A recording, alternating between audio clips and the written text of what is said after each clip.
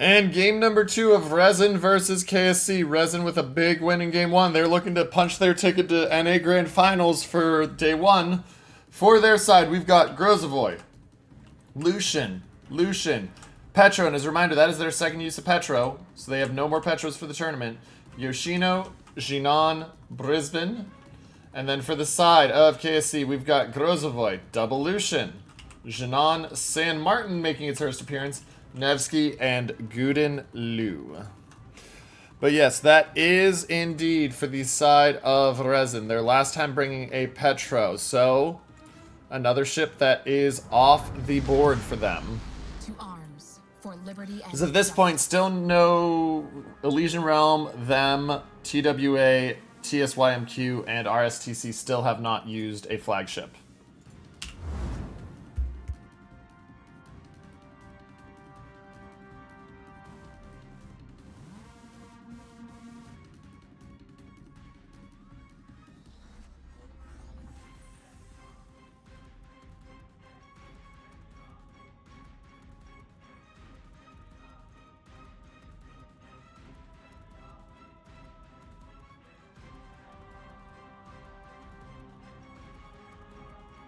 So a couple different things as we go here that I want to talk about and mention. Item 1.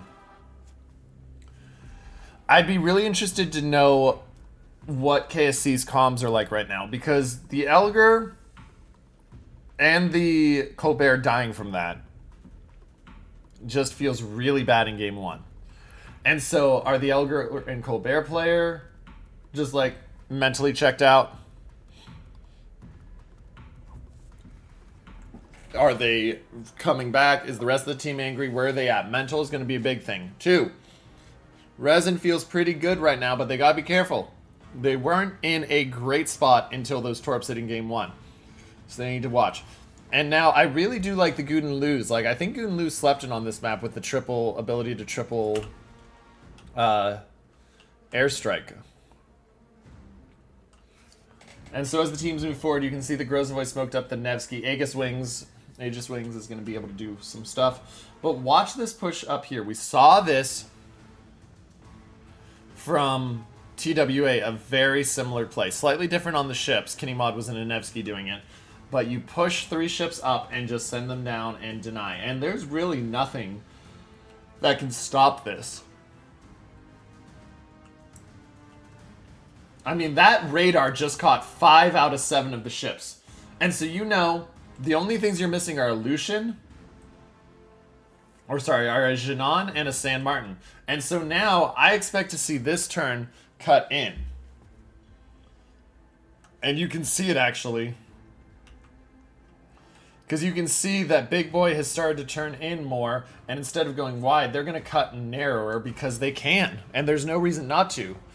Viper takes 8k there pre-heal, but here come Torps. First set of Torps misses, but those bombs do not. Second set of bombs, not nearly as good, but the Torp... Oh, he just dodges the Torp. Now, Lucian of Eagle Lance is getting wrecked by the Lucian of Hitaki Hiyoshi. Hitaki Hiyoshi in a strong spot. We have to watch. This is the push here. This is the push here.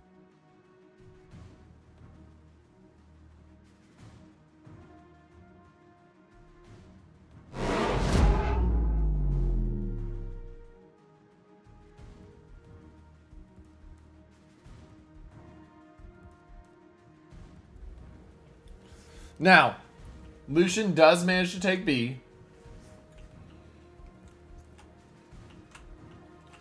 I'm interested to see if Mad Dog tries to take the cap. There's really not a reason. There's really no reason for him not to.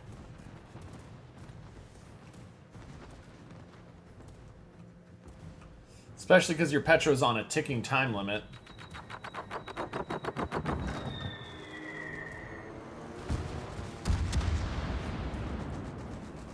Now, that being said, Nevsky might have just got himself bit off more than he can chew. Nope, he does get away.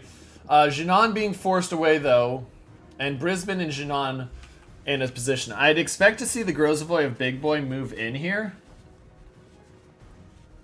I'm a little surprised that they're not trying... Okay, there we go. I was going to say, I'm a little surprised they're not trying to farm that Guden. Because right now, the Guden is the biggest thing. The Jinan out here matters, but not yet. The Nevsky matters, but not yet. You kill the Guden, you protect your Petro, you break their flank if you're the side of Resin, and you have free access to A. So their goal here is to break the Guden. The goal for the side of KSC is that they need to get this Yoshino pushed far enough back and move this team in, and then just let the Guden farm the Petro. Problem is, Guden will get spotted here again as Big Boy comes around. If he comes around, it looks like he's actually turning, which is a little surprising. There's the radar. Radar will catch that. It'll catch Hataki moving in. It'll note that King Viper has disappeared.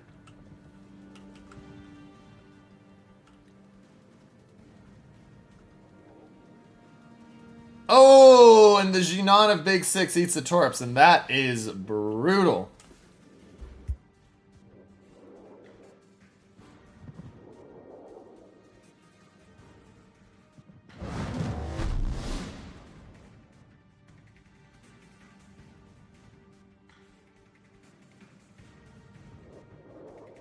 And Brisbane eats 2 more Torps. And this lack of Hydro... We're seeing a reverse of the first game. Uh-oh, Brisbane, you keep backing up. You're going to take Torps and die. Brisbane. Brisbane's going to be close to dead. Because he's going to take a second. Oh, they just expire. And that's actually massive because that may mean the death of the Lucian of King Viper. King Viper goes down. And because those Torps run out, the Brisbane does not die. King Viper goes down. A is been taken by the Grozavoy, and now it's a 2-0 cap lead for the side of Resin.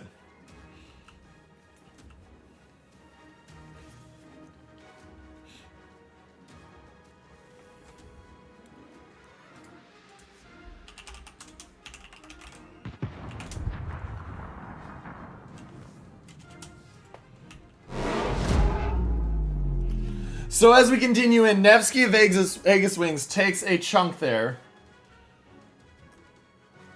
That radar just not quite finding the Lucian.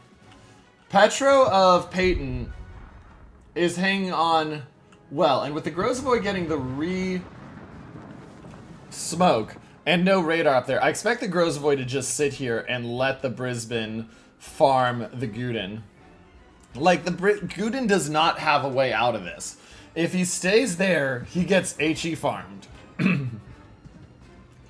If he moves forward, he moves into Petro, and he moves into Lucian, especially because the Petro is going to move up here. Because here's that point I was talking about, where the Petro has now gotten pushed on the flank, and he's in trouble. But big hits onto the San Martin, 13k there. San Martin trying to get dark.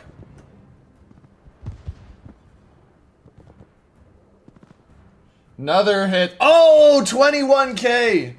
Payne the Rock Hider, though. 12,000. AP coming in. Does he get one more shot off? Here comes the shot. Shots are in, but they don't kill. Now, San Martin does have the heal coming in a second, so that'll get him back alive. Petro of Peyton will go down, though. They will not be able to keep him alive. He'll launch one more set in. They'll see the Grozavoy, get the Grozavoy down to 17k. But there's that kill. So KSC wins that little chess game and puts themselves in a strong spot. Their challenge now is to keep the Guden alive even longer. They can't get into AB quite yet. And they're down 300. And that's a long-range Torp on the Jinan of Warped Chaos. Big Boy hitting a... Or no, those would have been Deep Waters. So Jinan of Big Six hitting a Torp. Guden moving up. Very aggressive play from him, but he has to. He has no other choice right now.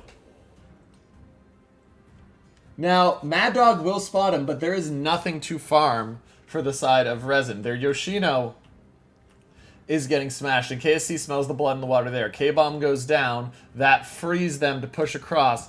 pinch in on the cap. So Mad Dog opens up on the Guden. Guden doesn't have heals left. That's actually a big factor we didn't know until just now when we checked. And so does Resin know he's done, or do they think he has one more? Because that's a big difference. Either way, 14-3 left on the Guden health-wise. He will get the dodge on the Torps, but this will open him up to a bit more broadside, except he's dark. Hitaki Hideyoshi took another chunk there.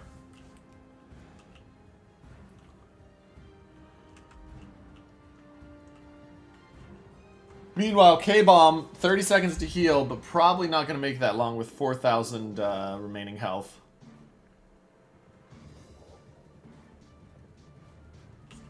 $2,800 health, under 20 seconds to go. It's going to be tight. He is just running for his life. 230 points, but a 30,000 health deficit for the side of Resin.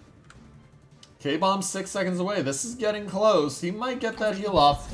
And the Guden does go down while we were distracted to Mad Dog. That kill brings it up to over 300 points. K-Bomb now, even if he dies, it's just a trade back. It's not a advantage. And that's going to free up Mad Dog to open up onto Aegis Wings. And you can see he's just going to do little chip damage. Not major chunks at once, but, you know, 300 there, 500 there, 1,300, 600. All that damage is just making it harder and harder for Aegis Wings to live. He's got one heal left. And that also let the Yoshino get the heal off. Is Yoshino aiming San Martin? No, he aims Grozovoy. Grozovoy down to 13-3. And that will be the signal for Eagle Lance to open up. They have the Grozovoy caught. Grozovoy pops the heal. Has not popped the smoke yet. And there goes the Yoshino kill in the corner. We said it was going to happen. So 2-2 on ships. 14,000 health separating. 274 points the difference here.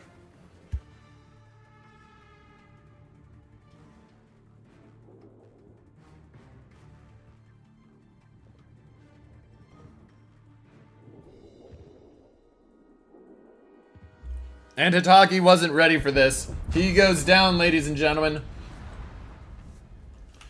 Big Boy spotted briefly, as is Ocean Man, but it doesn't matter. They don't have the positioning. They don't have the spotting to get in there. There is a bit of a pinch here with the Jinan moving forward, but the Brisbane's going to sit in smoke. And the San Martin is going to have to radar, followed by Nevsky radar, to have any chance.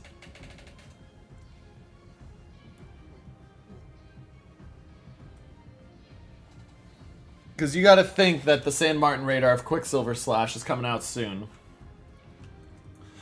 Big Boy heading down to take C. Resin in the driver's seat firmly. And Torps coming out. They're going to miss both sets. Third and fourth set, though, look really good. Oh, no! San Martin does take one on the edge. He's going to turn. There's the radar, but he is in danger now.